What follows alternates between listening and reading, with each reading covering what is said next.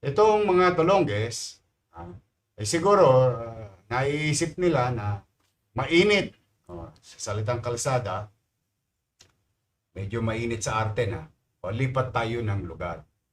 May isa pong insidente at maraming salamat sa isang concerned netizen. Uh, Bagay namin ipinagpapasalamat sa iyo. Ipakita mo nga yung video. Paano mga. Ayan.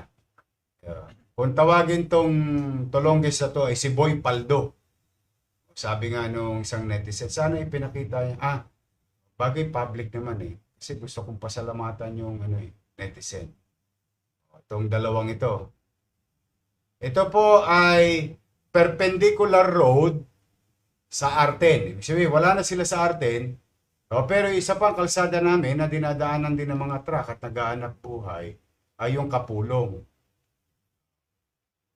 Mukhang jackpot. Tama ho yung ating netizen. Paldo! Kaya lamang po, sinasabi ko sa inyo, lalo na sa mga Tolongges, tumigil na kayo dahil may gobyerno na sa Maynila. At ang taong bayan ay nagiging vigilant. Ibig sabihin, nagpa-participate na ang mamamayan na maresolba yung mga ganitong uri ng sitwasyon. Kaya sa netizen na nagpadala nito, nag-post ito, nakarating agad sa akin. Sa awa ng Diyos, ay gusto namin kayong i-update.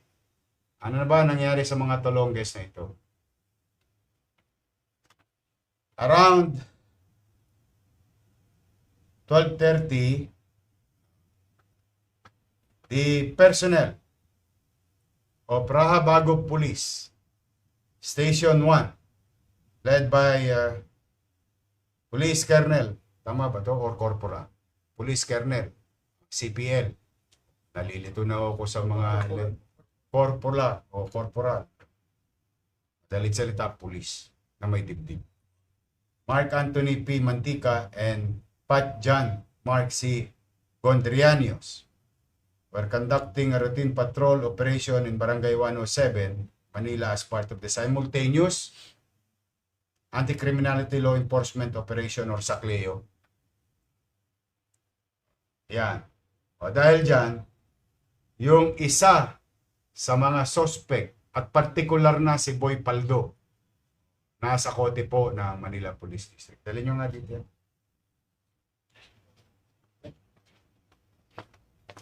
Ito po siya.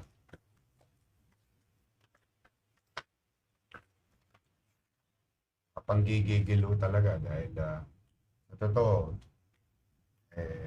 ako nagsasabi na akong paulit-ulit lang. Pero sige lang, may dibdib naman yata siya. Now, mga kababayan, ito po yung suspect, si Boy Pat.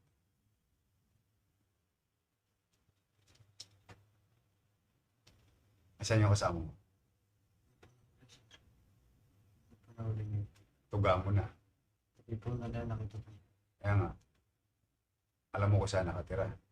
Tinuro ko po sa araw na hindi po nila.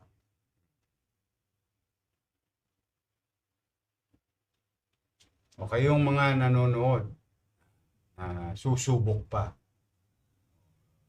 Makailang ulit ko bang kailangang sabihin? Kaya ako, hindi naman ako magsasawang paalalahanan kayo dahil mamamayan ko pa rin kayo na magbagong buhay na kayo.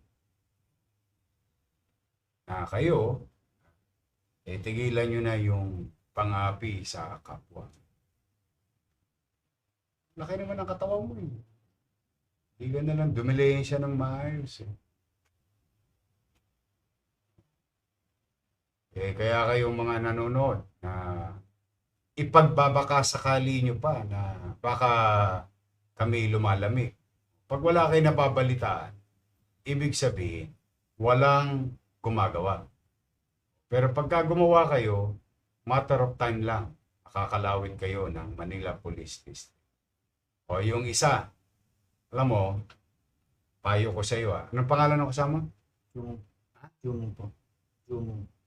Jumong. Hindi ko alam, taga-Korea ba yun? Hindi. Ba't Jumong? Alayo niyo. O ikaw, Jumong. Ito, partida. Para naman sa kaligtasan mo. Payo ko sa iyo, sumuko ka na. Kasi yung natira yung tanso, mahal ang kilo ng tanso ngayon eh. Magkano ang kilo ng tanso ngayon?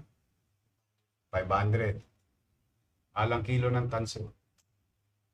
Mauubos din niya. Tumutorotot ka ba?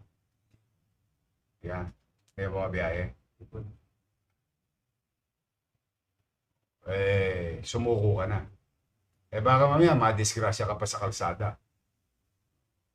Just so you know, maaaring ikinatutuwa mo na nakatakas ka o nakaiwas ka. Sa ngayon. Pero hindi araw-araw Pasko sa kriminal. May Pasko rin sa pulis. Kaya maaari naman, bilang inyong ama, kaya ko naman gawin ay panawagan. Pero hindi hito sa panawagan niya. Yan ay obligasyon ko sa taong bayan. Ang Maynila maging maliwalas at panatag ang pamumuhay. To the victim, truck owner, yung driver, alam mo ba, malamang yung driver papayag. Kapwa mo rin mahirap. For sure, may pamilya yun. Mapapagastos ng wala sa lugar. Talaga. Nagbubuti na nga ako para maayos kayo. Okay, Jumong. Ito si Paldo. Si Boy Paldo. Mauubos din yung pera mo. Magkano lang naman yung kinita ninyo siya sa pagnanakaw nyo sa prank.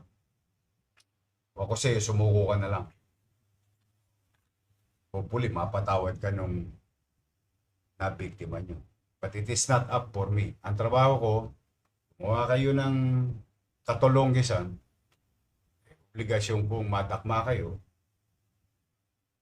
at hirap kayo sa husgado. Mapatunayan kung kayo may sala o wala. So, ulit, sa mga netizen, maraming salamat sa inyo. Dahil sa inyo, natutulungan nyo kami na mabantayan ang kapwa natin tao, ang kapwa natin mamamayan.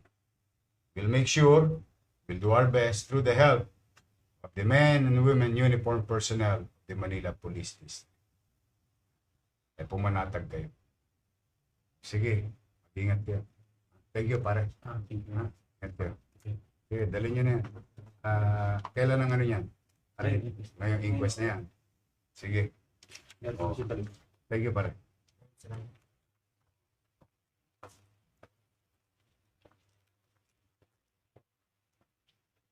Kaya kay Jumong, Jumongin kita. Anyway, so yan po ang update. Thanks again sa ating netizen. At gusto ko na rin pong kunin ang pagkakataon na ito. Noong Lunes po, nag-announce po ako ng release. Almost 150 plus million para sa ating mga teacher, police, at mga estudyante ng PLM, UDM, grade 12, and so on and so forth. Gusto ko lang po i-announce, update. So that was Lunes, today is Wednesday. Nananawagan ako sa ating mga minamahal kong guro.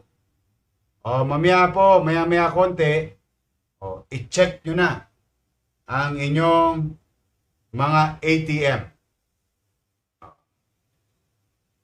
So, na-release na noong Lunes, ayos na nila Paul, at ngayong araw na ito, nasa inyong mga ATM na. Check nyo na po mamaya.